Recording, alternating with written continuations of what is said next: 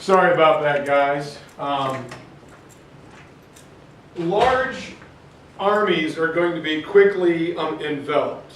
And Blitzkrieg is not only physical, it is also psychological. It paralyzes an opponent's ability to fight. It paralyzes your ability to respond.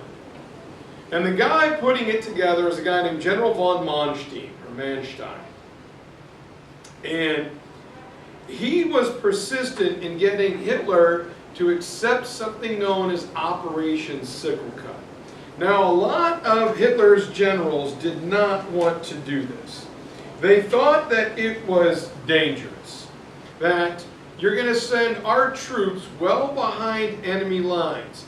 How do we know they're going to be safe? They are not going to get trapped. And you know, Blitzkrieg, as I said, doesn't appear in the German field manual. It's the sudden, overwhelming attack that was coined by Time magazine. And what France did to showcase its potential, it's the conquest of France that gave it real meaning. Soldiers on both sides couldn't believe at how quickly a modern, powerful nation like France was defeated. One of the largest, most professional armies on the planet were quickly defeated. Seeing this, Hitler buys into the whole thing. And the Blitzkrieg thing really speaks to Hitler's psychology. And smug in their victories, from World War I, their victory 20 years earlier, the British and the French were firmly convinced that the defenses that won them the First World War would win them the Second. They had no idea at how wrong they were going to be. Hitler's generals said this is not tactically sound. We're going to waste assets attacking in the rear. And Hitler said, no, this will work. It will work in Poland. It'll work here again. And so the plan that Hitler is going to accept will be for a small third of the German army to invade the lowlands. Army Group B is going to attack north of the Maginot Line through the Netherlands and Belgium, make a flat run into Paris. When they do that, the British and the French are going to assume it's the Schlieffen plan all over again, and they're going to rush all of their armies into Belgium and the Netherlands. What they don't know is that it's a trap. Army Group A is going to crash through the Ardennes forest. It's so thick and dense, nobody can get through there. It's nigh impossible. Julius Caesar had trouble, stupid thing. And so it's very lightly guarded. All the defenses are in the Maginot Line, but there's nothing here. Army Group A is going to punch through the Ardennes and then swing north in a sickle cut, where this is the blade of the sickle. It is going to cut off and reap entire Allied armies in its wake. That's the plan. Its tanks are going to crush through, and 4 Allied armies will be harvested. Now, Hitler feels it's worth a gamble. Guderian is planning it. And he brings in this new hotshot general from Poland, a guy named Rommel.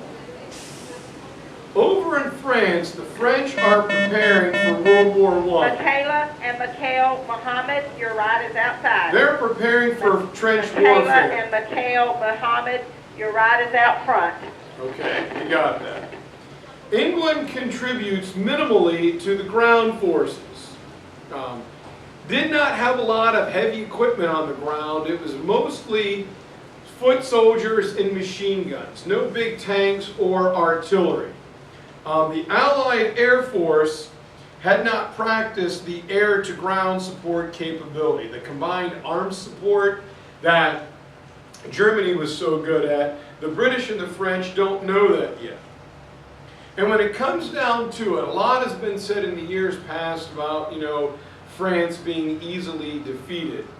Well, when it comes down to it, the single biggest mistake was made by the French security chief or security minister, a guy named Gamelin. Oh my God! And and Mikhail Muhammad, Michaela and Mikhail. We just heard that. Do we need to say it again? Awesome. All right. The Maginot Line, the thick defensive network, was thought to be impenetrable. Now, in theory, it's great. It's these 20-foot thick walls of concrete like I showed you in World War I. They have machine guns that come out of... Zen Mall. Zen Mall. Please put your phone off. Getting a little frustrated. I should just bag this and have you guys watch a video. Whatever. Machine guns that hydraulically lift out of the ground. Underneath, there was a... Zen Mall. Zen Mall. Please report to the front office. You gotta wait 30 seconds for them to actually get there. Talking to myself. Isn't that a sign of someone going crazy?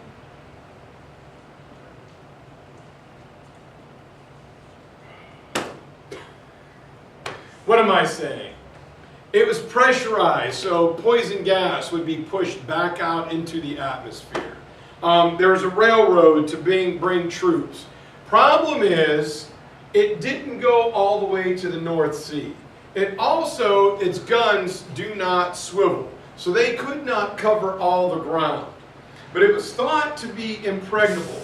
So when the German forces got there, they just went around. Why fight through it if you don't have to?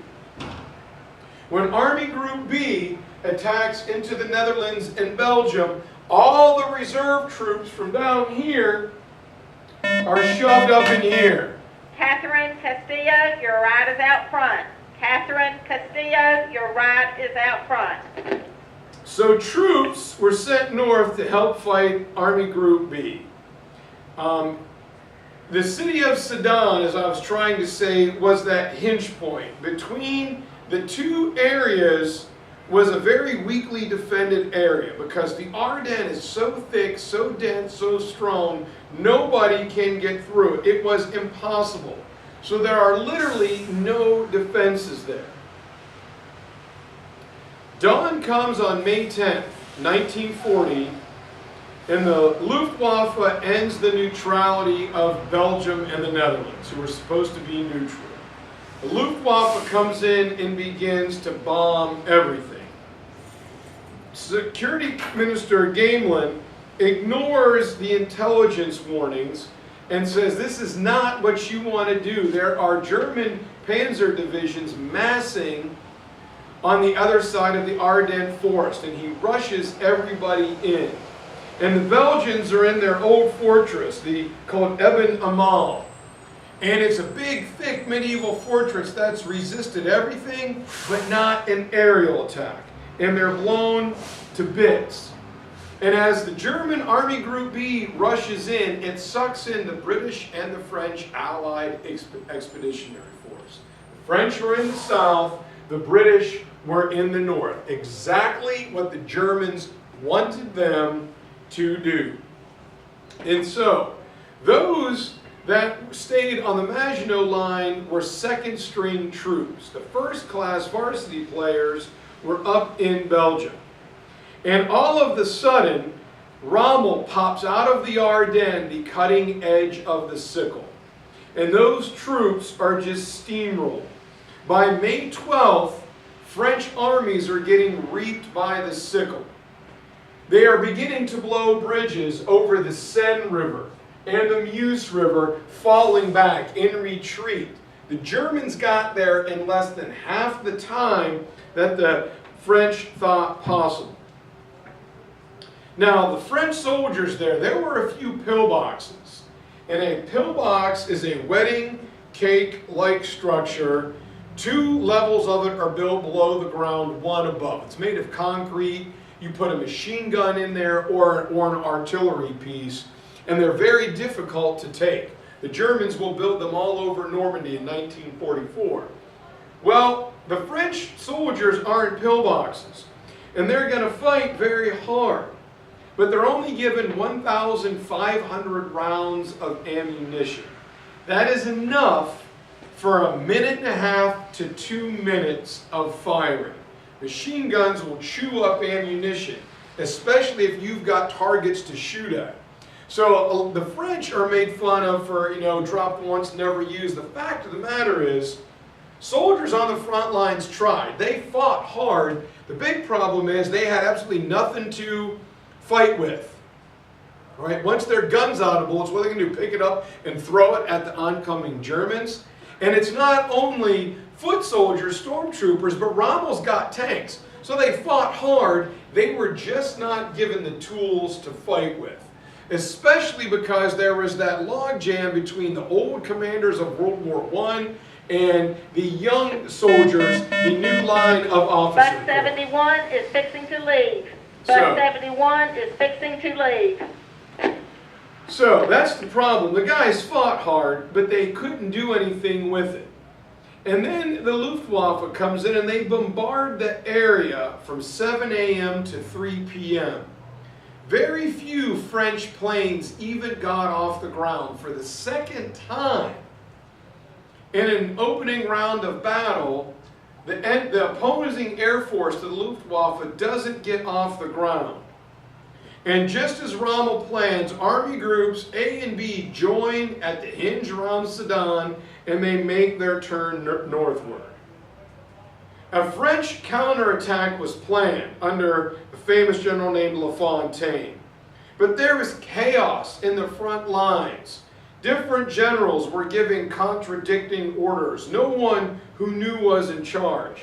There was direct disobedience to stupid orders that made no sense. And this only makes the French and British, their slowness to act, more acute. They were caught unprepared, and now their slowness is going to destroy them. But once again, French attacks display great individual courage. Small units fought very hard, just as America is going to do in the Battle of the Bulge. But the French lacked coordination. They lacked communication.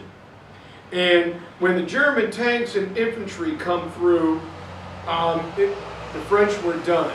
Many of the French soldiers lacked the initiative to exploit the few places where they did have an advantage.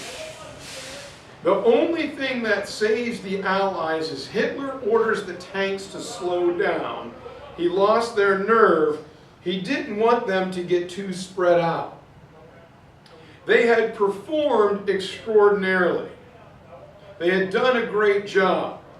However, their invincible Führer, was worried that if they got stopped, it would look bad. This is the area that he will fight in World War I. He remembered the mud and the ooze of the Somme.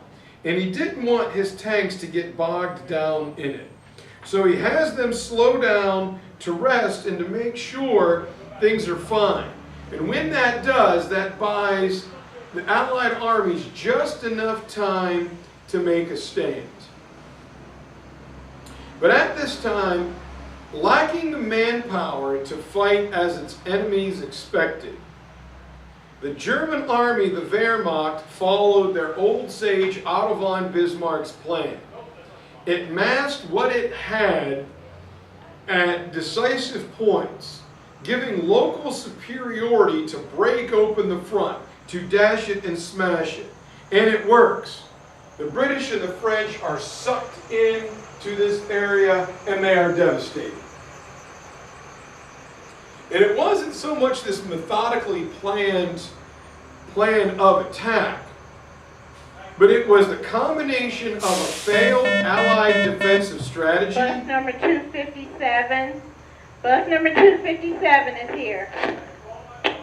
Plus the proper application of advances in technology, the skill and the professionalism of the German trained soldier.